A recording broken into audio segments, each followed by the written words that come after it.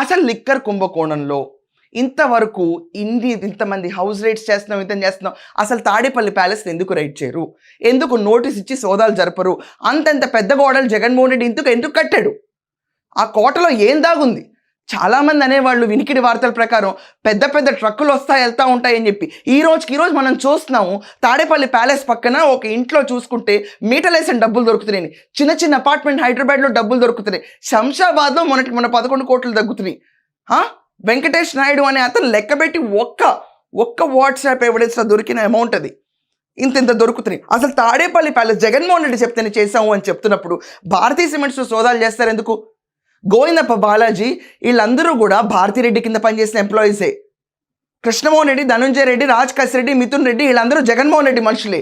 And Raj Kasireddy వీళ్ళందరూ చెప్తుంది జగన్మోహన్ రెడ్డి చేయడం వల్లే కిక్ బ్యాక్ సిస్టమ్ అనేది స్టార్ట్ అయింది. కిక్ బ్యాక్ సిస్టంలో 50 నుంచి 60 కోట్లు ముడుపులు జగన్మోహన్ రెడ్డి పార్టీ ఫండ్ కోసం కావాలని చెప్పి అడిగాడని, అందుకే ఈ లిక్కర్ కుంభకోణం ముందు తీసుకెళ్ళాను. ఆ లెక్క డైరెక్ట్గా తాడేపల్లి ప్యాలెస్ని సెర్చ్ చేస్తూ పోలా ఎలా ఉంటుంది?